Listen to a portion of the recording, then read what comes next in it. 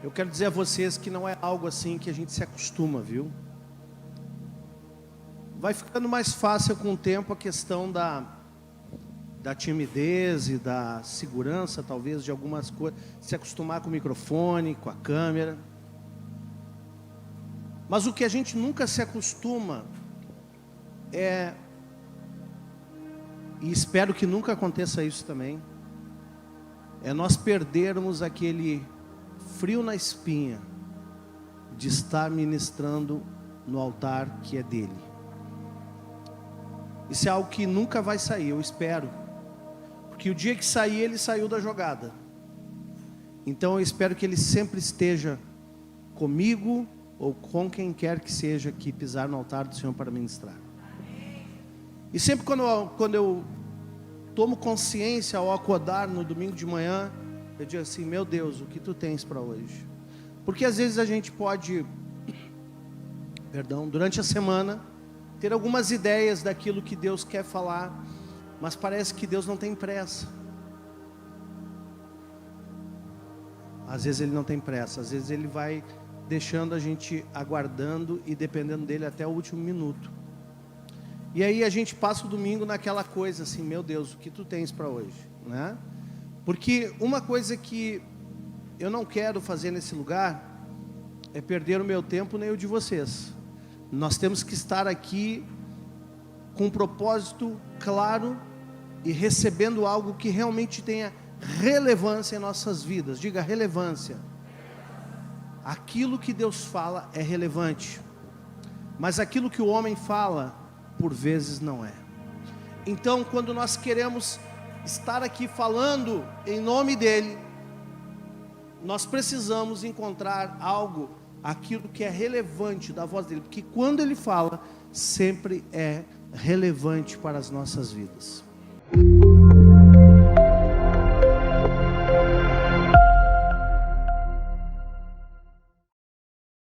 E hoje eu meditei na palavra do Senhor e passei muito tempo meditando, e Deus começou a falar algumas coisas comigo,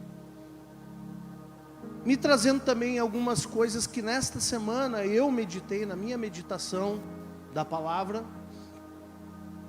E eu comecei a me dar conta, até analisando algumas situações que a gente enfrenta no dia a dia, que muitas vezes nós podemos estar projetando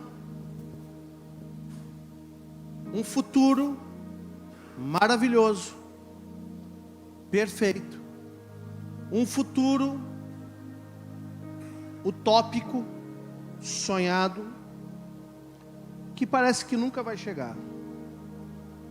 E se o nosso bem-estar hoje, se a nossa alegria, se a maneira como nós enxergamos a vida no dia de hoje não estiver bem curada, nós podemos estar projetando ter uma vida realizada e feliz num amanhã que nunca chega. E eu quero dizer para ti nessa noite que a hora que passou, agora são 8h30, das 19 às 20, essa hora que passou da nossa vida, da nossa agenda, do nosso calendário, nunca mais vai voltar. Independente se você aproveitou esses minutos, essas horas, esses dias, esses anos, semanas, isso não volta mais. Nós estamos vivendo uma verdadeira contagem regressiva nessa terra. E se o Senhor não vier buscar a sua igreja nos próximos dias, vai chegar o dia que Ele virá, ou então você deixará essa terra. O relógio, ele não anda ao contrário. Nós sabemos que na Bíblia Deus fez o sol retroceder, mas a sombra retroceder. Mas isso não está acontecendo hoje. Na verdade, a nossa vida, ela anda só para frente, e ela vai ao encontro de um desfecho, que dia após dia nós temos que observá-lo. A nossa vida, ela vai ao encontro de um desfecho. E o único dia da semana que você pode fazer alguma coisa é hoje. Porque o dia de amanhã e o dia de ontem não dá para fazer nada. E quando o amanhã chegar, ele vai se tornar hoje. Amém? Então, o único momento que você pode aproveitar é o agora. E hoje, como estamos vivendo? Eu tenho pensado muito de como estamos gerenciando a nossa vida agora, nesse momento, hoje.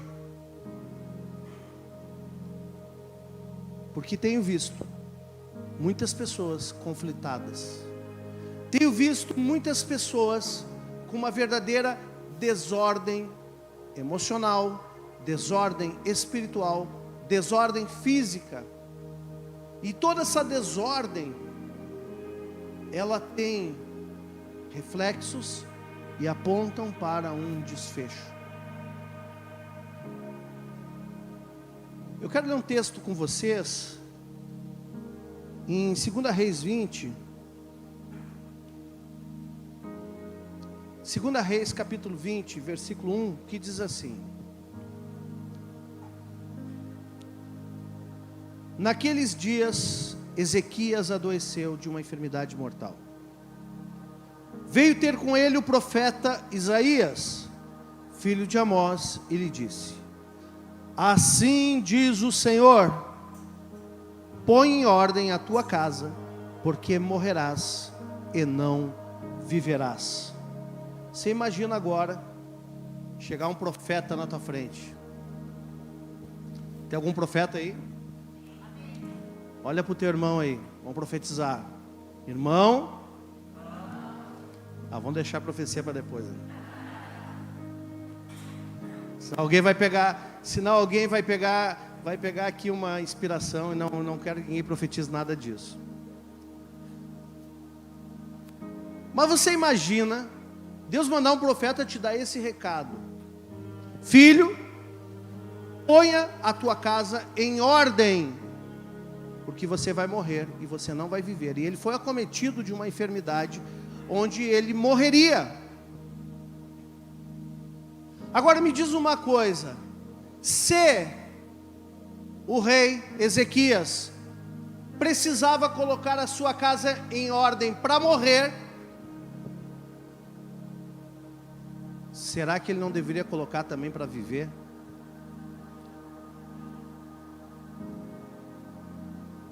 Então aqui nós vemos que havia uma pendência, havia uma desordem. A morte, ela não necessariamente do rei era por causa da desordem, mas possivelmente poderia ser também um reflexo. Mas eu quero dizer a você que Deus se preocupou em dizer assim, ó, além de a notícia que tu não viverás, mas tu morrerás, tu ainda vai precisar botar a tua casa em ordem. Agora, será que nós, que temos uma expectativa de vida, temos uma expectativa de futuro, não devemos colocar a nossa casa em ordem hoje? Sim ou não? Então, você pode colocar a sua casa em ordem ontem? Não. Você pode colocar a sua casa em ordem amanhã? Também não. Sabe por quê? Porque quando amanhã chegar, ele já é hoje daí. Só tem um dia que você pode colocar a sua casa em ordem, que é hoje. Ouvi uma história de dois homens que estavam numa reunião, e sempre foi preferência de homens que eram tipo esses espiões, assassinos, usar cianureto para matar pessoas. É um veneno muito poderoso. Quem já ouviu falar disso? Né? Cianureto. E esses dois homens chegaram numa reunião e eles disseram assim: nós vamos agora mostrar para vocês que nós vamos tomar o veneno, o cianureto, e não vamos morrer. E eles tomaram na frente de todas aquelas pessoas que estavam naquela roda de reunião. E as pessoas ficaram apavoradas: meu, esses caras são loucos. E eles tomaram uma dose que realmente letal, né, que mataria. Para surpresa de todos, no outro dia, na reunião que teria, estavam eles lá vivos, novamente, naquela reunião. E aí perguntaram para eles, mas como que vocês não morreram por causa do cianureto? Aí eles disseram assim: nós acostumamos a ingerir pequenas doses, muito pequenas, e fomos adestrando o nosso corpo a criar resistência, e o tempo foi passando e nós fomos aumentando a dose, e fomos adestrando, porque na verdade era uma proteção contra serem assassinados, né? E eles foram acostumando e treinando o corpo deles a tomar o veneno, até que o veneno fosse tomado uma dose letal e já não faria mais efeito para eles. É claro que não preciso nem dizer que uma pessoa que faz isso pode não morrer do veneno, mas morre de câncer, morre de outras coisas que o veneno vai causar, né? E da mesma forma, aquilo que... Existe um ditado famoso, né? A diferença entre o remédio e o veneno é a dose, né? Mas parece que muitas vezes algumas coisas entram na nossa vida dessa forma, em doses muito pequenininhas, e nós, aquilo não nos mata, aquilo nem nos espanta, porque aquela dose que nós recebemos daquilo é capaz de ter uma absorção em nossas vidas. Nós simplesmente absorvemos problemas, comportamentos, algumas coisas nós absorvemos mais uma dose pequenininha, nós absorvemos, e aquilo que poderia estar sabotando, matando a nossa vida, destruindo as nossas vidas, na verdade não o faz, como fazem outras pessoas. Nós acabamos criando uma certa resistência para conviver com o mal.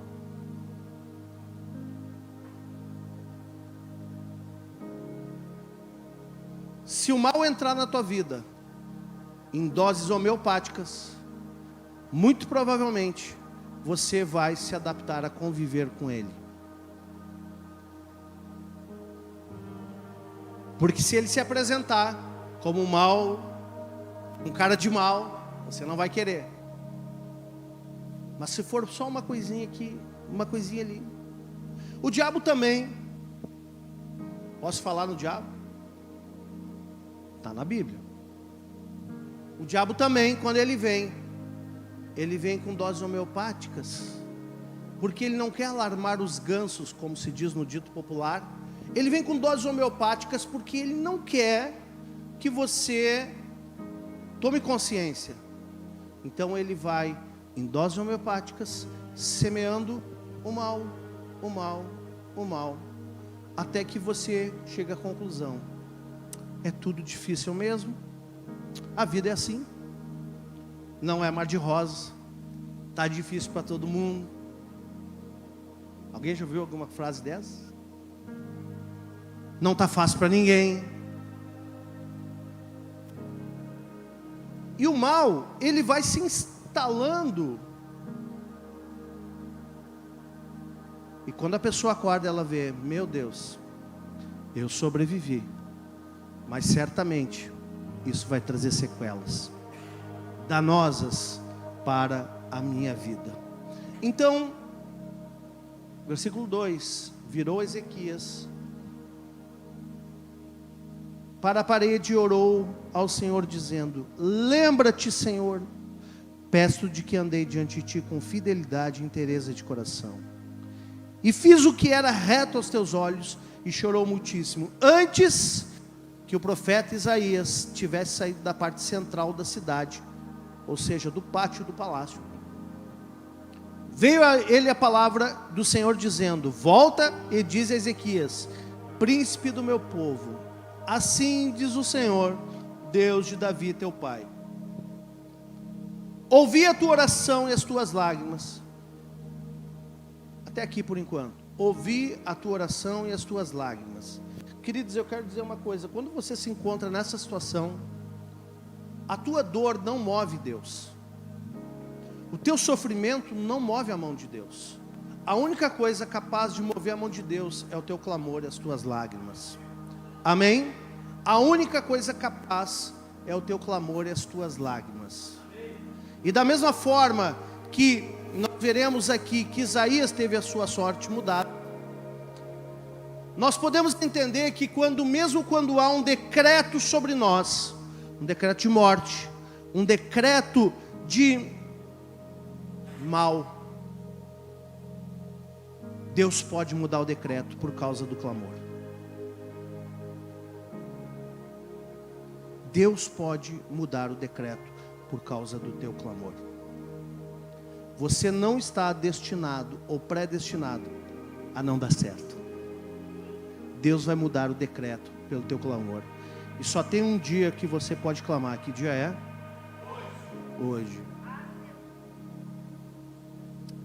Amém? Vamos adiante. O que Deus faz depois disso? Ele diz assim: eis que te curarei. Ponto 1, vou te curar. Segundo, ao terceiro dia subirás à casa do Senhor. Ponto 2, ele curou, disse que ia curar, né? Não curou nesse momento, mas ele disse que iria curar. Ele disse que no terceiro dia, ele fez um planejamento. Olha o planejamento de Deus: eu vou te curar. No terceiro dia, você vai subir à casa do Senhor. Depois, acrescentarei aos teus dias 15 anos. Então deu longevidade, mais 15 anos. E te livrarei das mãos do rei da Síria. A ti, essa cidade, defenderei essa cidade por amor de mim e por amor de Davi, meu servo. Disse mais Isaías: toma uma pasta de figos. Tomaram-na e a puseram sobre a úlcera, e ele recuperou a saúde. Gente, Deus é um Deus de ordem. A terra era sem forma e vazia, o Espírito de Deus pairava sobre a terra. E aí Deus chega um dia e diz assim: olha, eu vou dar um comando para criar uma ordenação na terra. E esse Espírito que está pairando, ele vai ser aquele que vai exercer o poder de fazer tudo isso que está sendo dito, tudo isso que está sendo falado com o poder da palavra. Então, da mesma forma que Deus olhou para a terra e disse assim: eu quero botar as coisas no lugar, Deus também olha para a tua vida e diz o seguinte: eu quero que a tua vida tenha uma ordenação. Quando Deus mudou o decreto de Ezequias, a primeira coisa que ele fez foi botar as coisas no lugar. Eu vou te curar, vou te dar 15 anos, tu vai subir no templo no terceiro dia. Ou seja, ele fez todo um plano e ainda deu a estratégia da cura. Você vai lá, faz a pasta de figos, pega lá a pasta, passa na úlcera e você será curada. E ele agiu por fé e foi curado.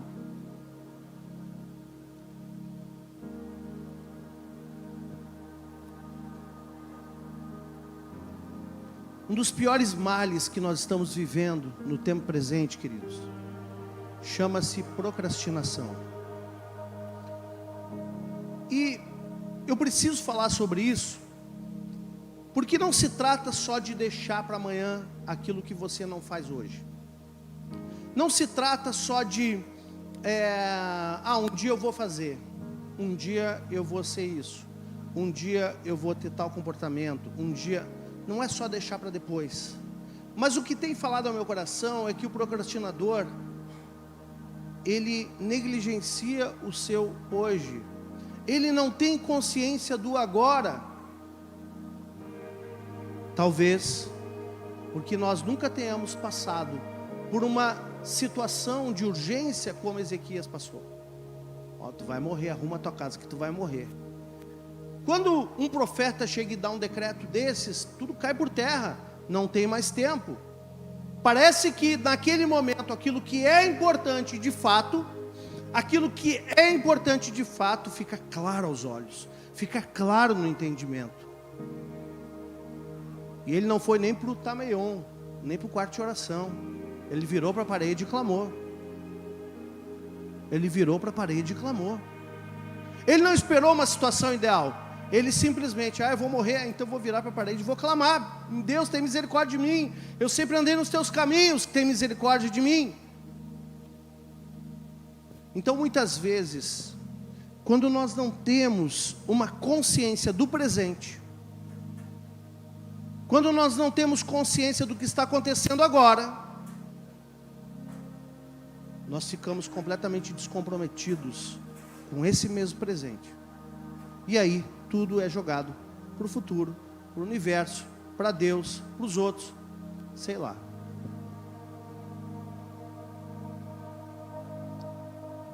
Sabe qual é o sintoma que você está vivendo isso? O sintoma de que você está vivendo isso é quando você, e eu já passei por isso muitas vezes e luto com isso, não sou melhor que vocês isso não. É quando você está diante de um monte de coisas, não sabe nem por onde começar, e aí não começa nenhuma. É assim ou não é? Você tem 500 projetos, 500 planos, nenhum anda. Por quê? Porque você não consegue fazer nada, porque você entra numa angústia. Você entra numa angústia de espírito e não consegue nem organizar o que vem primeiro, uma coisa depois da outra.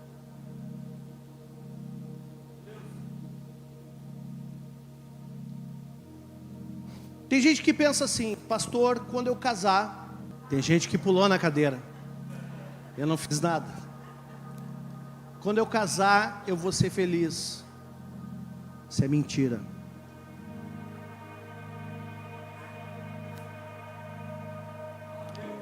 Pastor, quando eu tiver dinheiro eu vou ser feliz. Isso é mentira. Pastor, quando eu tiver tempo eu vou ser feliz. Isso não é verdade, meu irmão.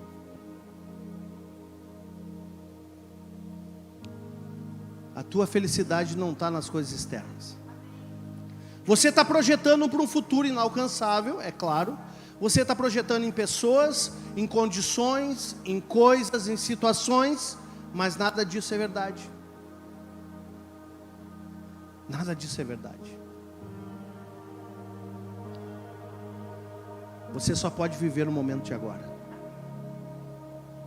E se você não sabe viver agora, quem diz que você vai viver o agora que virá depois? Então eu fico pensando o quanto pessoas no tempo presente estão angustiadas. Estão achando que o futuro vai ser melhor. O futuro só vai ser melhor se você tiver uma visitação do Senhor na tua vida no hoje. As coisas só vão melhorar se hoje você entender isso. Se hoje você clamar. Se hoje você virar para a parede e dizer, Deus, eu estou aqui. Não espera chegar o final do ano, não espera chegar o ano que vem. Ah, se tal candidato da política vencer, então o Brasil vai melhorar. Será? Tem bola de cristal? Não, a gente só pode hoje fazer as coisas certas. Então a todo momento nós estamos no agora, decidindo fazer o certo ou não fazê-lo. A todo instante, no agora, nós estamos decidindo fazer o certo, aquilo que nós acreditamos e planejamos, ou não fazê-lo. Eu quero abrir com vocês, rapidamente, tenham paciência, hoje eu quero ler alguns textos, tá? No livro de Jonas. Quem está acompanhando aí, gente? Jonas. Vamos dar uma olhadinha aqui. Gente, Deus estava planejando um avivamento para Nínive. E ele aconteceu. Uma cidade inteira se converteu. Uma cidade inteira. Gente, Nínive foi um dos maiores avivamentos da Bíblia. Diga, Nínive foi um dos maiores avivamentos da Bíblia. E Deus chamou um profeta. Um profeta para pregar o arrependimento. Eu já falei para vocês que o profetismo bíblico, ele é em 3 partes. Primeiro, a denúncia do caos. Segundo, o anúncio de juízo. E o terceiro, uma porta de escape, caso haja arrependimento. Mas Jonas ficou com medo. Jonas não quis obedecer. Qual era a função do profeta Jonas? O que ele era?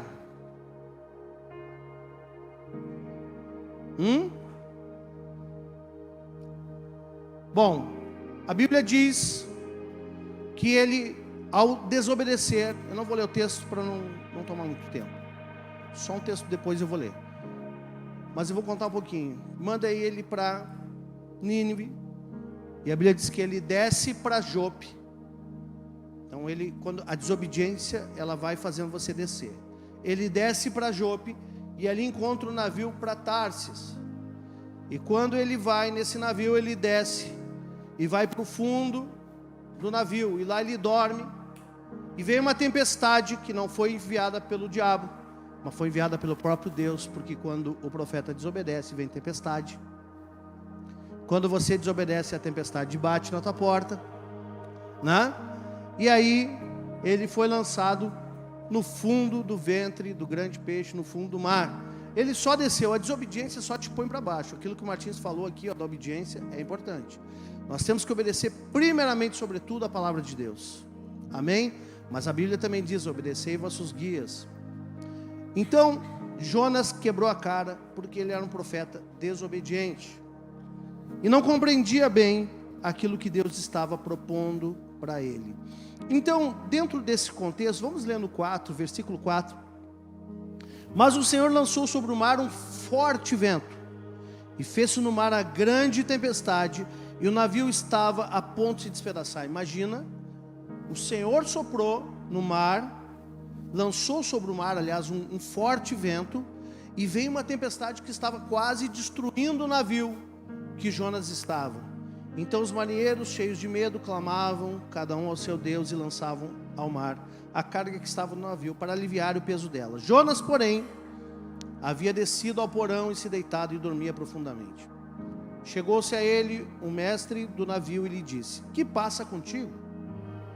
Agarrado no sono, levanta-te, invoca o teu Deus, talvez assim esse Deus se lembre de nós, para que não pereçamos.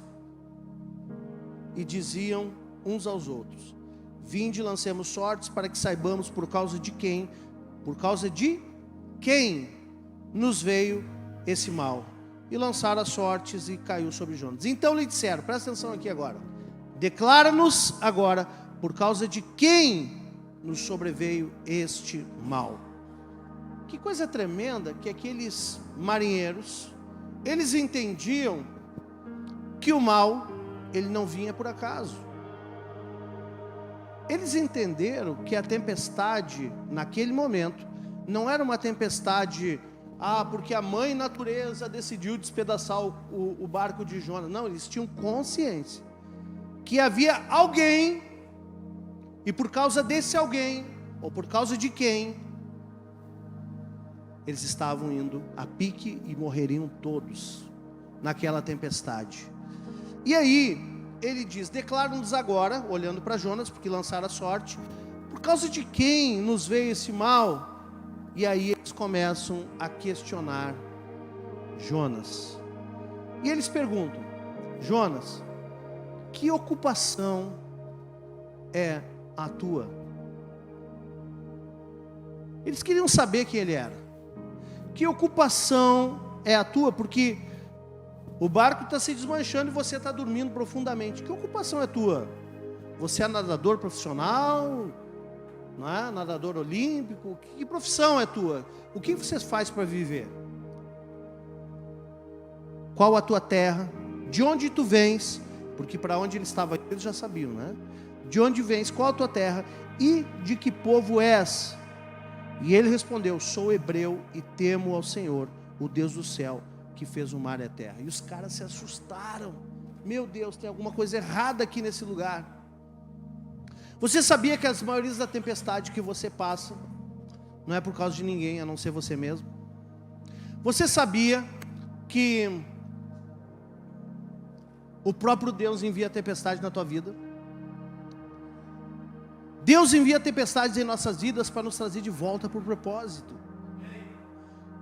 Quando ele encontra um profeta desobediente, alguém que não entendeu, olha, Deus mandou ir para Nínive, mas eu vou para Tarsis. Outro dia eu vou para Nínive, deixa para amanhã, eu vou procrastinar esse negócio aí. Não vou obedecer agora, vou obedecer outro dia que eu tiver afim. O que Deus manda? Tempestade. A tempestade, Deus vai usar o barco, vai usar a natureza, vai usar o grande peixe, Deus vai usar o que for para te colocar no propósito de volta. Mas você precisa entender que as tempestades na tua vida não é porque Deus não te ama, não é porque Deus não gosta de ti, não é porque não é nada disso. A tempestade é para corrigir algo que saiu da rota. Mas tem tempestade enviada pelo diabo? Tem. Quando Jesus atravessou o mar da Galileia, e naquele outro lado do mar havia o endemoniado de Gadara, o gadareno, né? Ali se levantou uma tempestade também, que aquela foi enviada pelo mal. O inimigo sabia que haveria um confronto. Mas eu posso dizer que a maioria das tempestades que há em nossas vidas são enviadas pelo próprio Deus. Você está vivendo uma tempestade? Você está com decreto de morte? Pois saiba que Deus está por trás disso, meu irmão. Uma das coisas que a Tânia e a Tereza falou lá no Silk, que a gente teve a oportunidade de ir, e ela fala e faz todo sentido, é que tanto a bênção como a maldição procedem de Deus. Porque se Deus não quiser a maldição, não tem maldição, meu irmão. Então tudo procede dele. É claro que o inimigo ele pode colaborar com a maldição, com certeza. Mas tudo procede dele. Tudo procede dele. Ele mesmo decidiu amaldiçoar. Deuteronômio 28, você vê as bênçãos que Deus fala para quem obedece, e vê também as maldições que Ele fala para quem desobedece. Então Ele mesmo decidiu fazer assim. Agora, as tempestades que nós vivemos em nossas vidas, elas têm um porquê. Ou tem um porquê. Por quem isso entrou aqui? Talvez uma delas é justamente você não valorizar o seu presente. E tudo aquilo que Deus já te mandou fazer, você jogar para amanhã. Jogar para depois. Como aqueles homens que provaram o cianureto. Hoje eu vou dar uma enganadinha aqui, deixa para depois. Ou talvez hoje eu vou dar uma pecadinha aqui. Mas é tão pequenininho, ninguém vai saber. Aí no outro dia eu vou dizer assim, não, só mais um pecadinho aqui, ninguém vai saber. Deus é bom, Ele perdoa, amém? Hoje eu vou dar uma procrastinada, vou jogar para depois. Mas Deus te mandou fazer agora, meu filho. Não, um dia quem sabe, quando eu tiver tempo.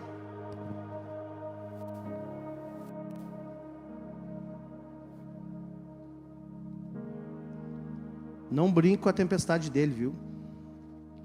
Mas se ela vier, você clama, ele tira a tempestade. Amém? É só haver arrependimento. Nós vemos aqui que Jonas, ele, no barco, aliás, no ventre do peixe, ele clamou ao Senhor e Deus ouviu. Deus é misericordioso. Na verdade, Ele não quer fazer mal para ninguém. Ele quer te trazer de volta para o propósito. Eu quero ler um outro texto ainda. Está em 2 Tessalonicenses. Agora vamos para o Novo Testamento. E aqui, mais uma vez, nós vemos aqui Paulo agora falando sobre termos uma vida ordenada, sobre termos uma vida organizada. Gente, você precisa colocar a sua vida em ordem. Amém? Se você não colocar a sua vida em ordem, você vai viver apagando incêndio. Mas pastor, eu não consigo me organizar. Consegue sim, vou te provar por quê. Deus é um Deus de ordem. E você foi feito à imagem dele na terra, a semelhança dele. Se tiver que pedir ajuda, peça ajuda. Mas organize a sua vida. Senão você vai passar a sua vida jogando para depois tudo, porque você está desorganizado. Você não vai conseguir dar conta. Vamos lá. capítulo 3, versículo 6, diz assim: nós vos ordenamos, irmãos, em nome do Senhor Jesus Cristo, que vos apartei de todo irmão que ande desordenadamente, e não segundo a tradição que de nós recebestes. Então olha a influência de Paulo. Ele tinha um padrão, ele tinha um proceder, e ele imprimiu isso naquelas igrejas que ele apostolou, ou até que ele fundou. Mas aqui ele diz assim, te aparta de todo aquele que anda desordenadamente. Por quê? Porque não ama essa pessoa? Não, porque você tem que andar com aqueles que estão ordenados, organizados, amém? Aí você vai também conseguir botar as coisas em dia.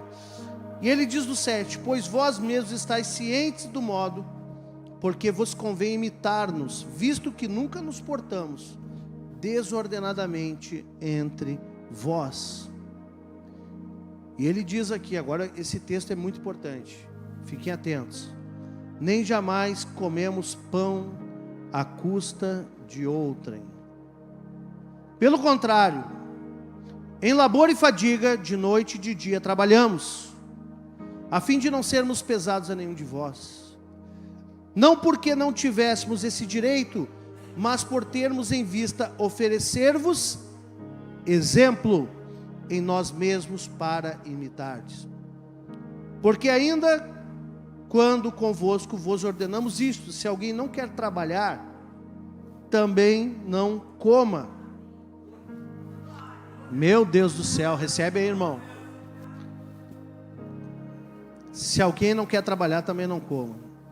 Pois de fato estamos informados de que há entre vós pessoas que andam desordenadamente, não trabalhando, antes se intrometem na vida alheia. Misericórdia, né? Amém. A elas, porém, determinamos e exortamos o Senhor Jesus Cristo que, trabalhando tranquilamente, comam o seu próprio pão. Amém? Até aqui por enquanto. Queridos, colocar a casa em ordem dá trabalho. Viver uma vida organizada dá trabalho. Sabe que muitos irmãos me procuram, porque eu fui uma pessoa, queridos, que passei muitas dificuldades na minha vida, e eu fui obrigado a me organizar. Falando agora da parte financeira, eu tive tempos de invernos na minha vida que foram terríveis, aonde nada dava, mas eu sabia que também aquilo era um tratamento de Deus na minha vida, para me colocar no trilho do Senhor, para eu me tornar quem eu me tornei hoje. E nesse interim, eu precisei aprender não só a Bíblia, mas tudo que a Bíblia dizia, e também todas as ferramentas que Deus me dava e me mostrava, para que eu tivesse uma ordenação. Diga, ordenação. Organização. E por causa disso, graças a Deus, a gente vive essa organização. A gente vive os nossos termos de maneira ordeira, organizada. E muitos irmãos me procuram pedindo ajuda nessa área. Pastor, preciso me organizar, não sei nem por onde começar, não sei como resolver isso. E aí eu sento ali com aquela pessoa, passo toda a visão de como eu enxergo as coisas, mostro como eu vejo, mostro como a Bíblia diz, mostro o que a gestão diz. E aí eu digo assim: só que para você colocar tudo isso em prática dá muito trabalho. Mas se você colocar em prática e decidir fazer mesmo, vai funcionar. Isso aqui não funciona para quem tem sorte. Isso aqui funciona para quem trabalha. Isso aqui não funciona para quem ora mais. Você tem que orar, mas você tem que trabalhar. Porque quando o profeta Isaías chegou para Ezequiel e disse assim: olha, Deus disse que tu vai morrer, ora aí. Deus, ele não falou isso, ele se bota em ordem. Ele orou, ele foi inteligente. depois tinha todo um projeto para botar a casa em ordem. Então eu quero dizer para você, meu irmão, que tem coisas que não adianta orar. Você vai orar e Deus vai te capacitar, mas você vai ter que trabalhar. Para você ter a sua vida com as coisas no lugar, a sua agenda no lugar, as suas finanças no lugar, a sua família no lugar, tudo funcionando, o ministério funcionando, você vai ter que trabalhar, e é trabalho duro. Não tem vida fácil, mas tem vida vitoriosa. Eu me lembro que quando eu comecei, eu era bem novo, eu comecei a estudar música, estudar piano. E eu me lembro que eu fui chamado para dar fazer uma apresentaçãozinha numa escola de música. E aí o dono daquela escola, um músico antigo já, renomado, enfim.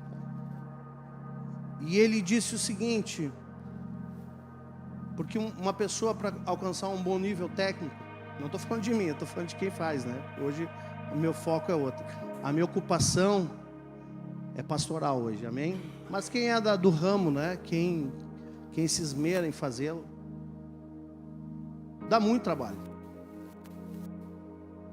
E ele estava dando uma palestra, esse homem, nessa apresentação ele falou uma frase que eu nunca esqueci. Músicos são grandes porque trabalham como grandes. Só esses vão chegar lá. Então, se você continuar tendo uma mente apequenada, um pensamento obtuso, você não vai chegar lá. Porque tudo começa dentro do teu pensamento, dentro da tua mente. Você nunca vai ir mais longe do que aquela tampa que tem sobre a sua cabeça te deixar ir. E não adianta orar algumas coisas, a gente tem que orar sim.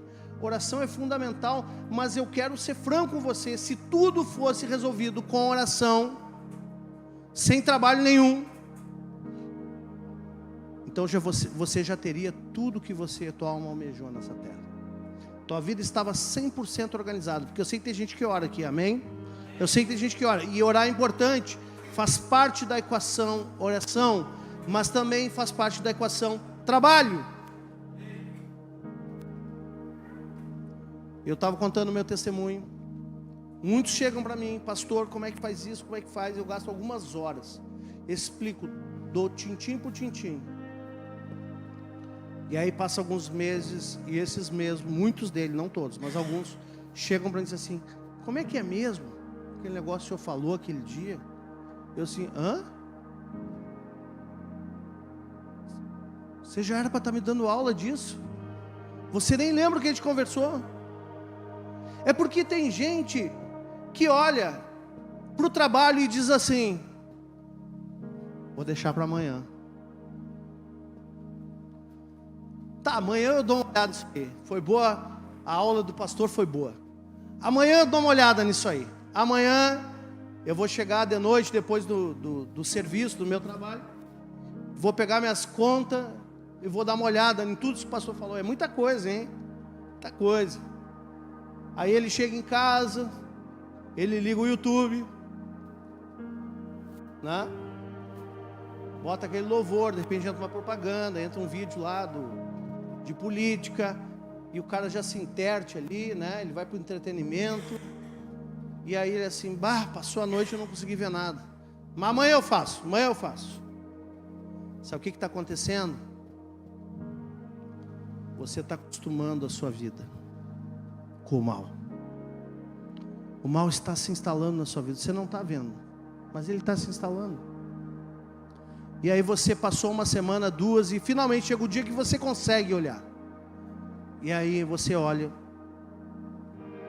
caramba, mas nem sei mais como é que se faz isso. Agora não vou ter nem cara de falar com o pastor, deixa assim então. Daqui uns meses eu pergunto para ele de novo, como é que se faz?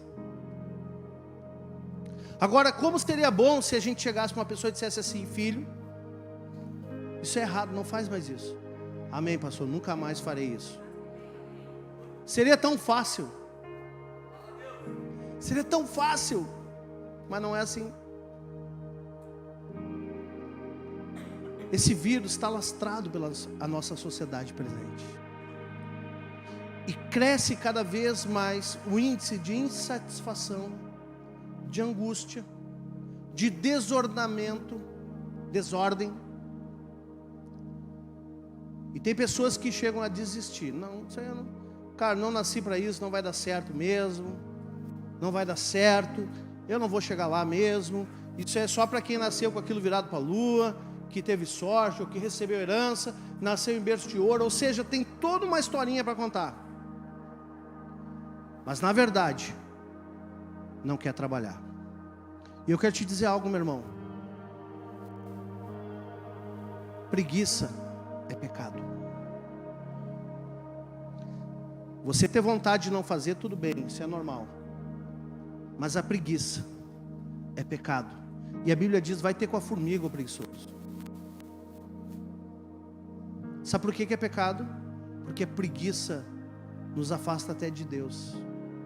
Você ia para fazer seu devocional, tudo, mas você pensou que orar meia hora por dia, isso dá muito trabalho.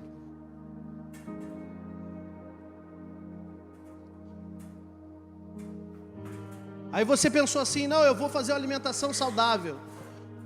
Mas isso dá muito trabalho, vou comer um X. Amanhã eu faço. E o veneno está entrando na tua vida. O veneno está entrando na tua vida. Você só pode mudar isso quando? Hoje. Porque o amanhã nunca chega, meu irmão. O amanhã nunca chega. Gente, eu não quero espichar muito a palavra. Meu Deus, o tempo está voando. Posso ler mais um texto? Para finalizar, tá? Vai lá para Êxodo.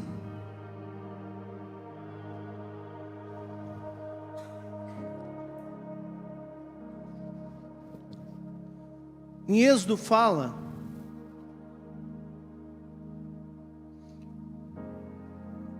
Êxodo 8, fala da segunda praga. Lembra das 10 pragas do Egito? Lembram? Quando Deus estava libertando o povo, e Deus estava mandando pragas. E a segunda praga é a praga das rãs. Fala para o teu irmão aí, rãs. Rã é nojento, né? Você imagina, a praga era assim, ó, a rã, ela ia estar dentro das amassadeiras, dos fornos, da cama, tudo isso a Bíblia diz. Você vai deitar, você deita, tem uma rã ali passando por tudo que é lado, debaixo do travesseiro, por cima, por baixo do cobertor. Não tem assim, dá uma sacudinha e bota de volta. Se é praga, você dá uma sacudinha, lençol, bota de volta, e quando vê, está cheio de rã. Aí você vai tirar o pão do forno, tem aquela cara de rã te olhando, né? Sai o pão com uma rã, decoração do pão. Imagina que horror, nojento. Tudo bem, acho que ninguém morreu por causa da rã, acho que a rã não deve fazer mal para ninguém, né? Mas era assim, inconveniente, desagradável, angustiante. E aí Moisés, né, como das outras vezes, ele chamou Faraó a Moisés no 8, tá? 8:8. Chamou o Faraó a Moisés e Arão, ele disse: rogai ao Senhor que tire as rãs de mim e do meu povo, então deixarei o povo ir, para que ofereça sacrifícios ao Senhor. Pelos teus oficiais e pelo teu povo, para que as rãs sejam retiradas de ti e das tuas casas, e fiquem somente no rio. Sabe o que o Faraó respondeu? Amanhã. Tá achando engraçado? Essas rãzinhas estão na tua vida.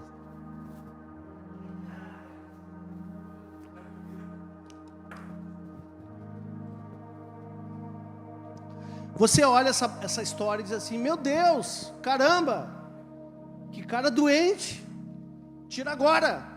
Se fosse nós teríamos a resposta pronta, né? Diz assim, mas não quero essas rãs mais na minha cama, na minha casa, na comida, em cima da mesa, por tudo. Manda tirar agora. Mas o Faraó disse assim: amanhã. Ora amanhã por mim, porque as rãs vão embora. A gente acha estranho quando a gente vê os outros, né? Mas e as rãs que estão convivendo conosco todos os dias? Quando é que elas vão embora? Amanhã? Amanhã?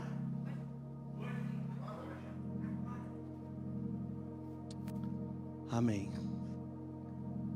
A minha oração hoje, e eu quero rogar por ti hoje, como Moisés rogou pelo faraó, eu quero rogar pela tua vida hoje. A nossa oração hoje vai ser para que você tire isso da sua vida hoje. Você precisa ter organização de tudo, financeira, do tempo, da sua família, da sua saúde, da sua alimentação. E se você não sabe como fazer, peça ajuda de quem sabe. Não ande com aqueles que estão desordenados, como o texto falou ali em Tessalonicenses, mas andem com aqueles que estão vivendo de maneira ordenada. Você vê assim, olha, tal pessoa aqui da minha convivência, ela tem bom êxito nessa área. Converse com ela. Eu digo isso, amados, não porque eu seja expert em todas as áreas, pelo contrário, eu estou na luta tanto quanto vocês. A vida, ela não é fácil mesmo, ela é desafiadora mesmo. Mas Deus pode nos dar a graça de remover essas rãs do nosso caminho. Amém? Chega de viver angustiado, chega de viver frustrado, infeliz, com muitas pendências, não sabendo o que fazer primeiro, com a vida embolada.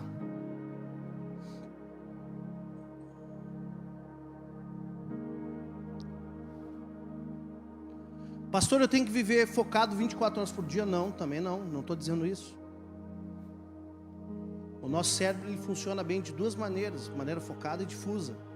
As duas são válidas. Aliás, a difusa, ela é até mais ampla. Os campos neurais são maiores, são mais profundos, extensos. Mas tem que ter momento de foco. E quando você perder aquele foco intencionalmente, de maneira difusa, você vai estar também processando aquilo, trabalhando, e também vai te dar ganhos. Mas você não pode viver a vida inteira de maneira focada, e nem a vida inteira de maneira difusa. Tem que ter o equilíbrio. Deus vai te dar graça, Ele vai te ajudar a te organizar. Foi assim que você foi feito por Ele. Amém? Nós temos uma capacidade máxima de absorção num dia. Por isso, quem se organiza sabe que pouco a pouco você vai evoluindo, tanto mentalmente como, por exemplo, financeiramente. Nós não conseguimos reter mais que 4 horas de aprendizado num dia, por exemplo. Há um limite, as informações vão para o hipocampo. E depois, quando chega na virada da noite, quando vem a melatonina, aquilo é descartado, a maior parte daquilo que você aprendeu. A maior parte. Uma pequena parte vai para o córtex pré-frontal. Então, se você trabalhar com consistência, mas com recorrência, continuidade, dia após dia, você vai assimilando, você vai prosperando. Assim como não adianta querer emagrecer 30 quilos num dia só, não adianta estudar 30 horas num dia. Assim como não adianta você querer ficar milionário num dia só, não adianta querer. A Bíblia fala o seguinte: aquele que trabalha, pouco a pouco tem aumento. Só que você tem que saber qual é a sua porção diária de trabalho. Pouco a pouco, você terá aumento dos seus resultados. Amém? Eu quero rogar contigo, para que essas rãs saiam da tua vida, saiam do teu caminho, para que você pare de conviver pacificamente com o mal, com o veneno.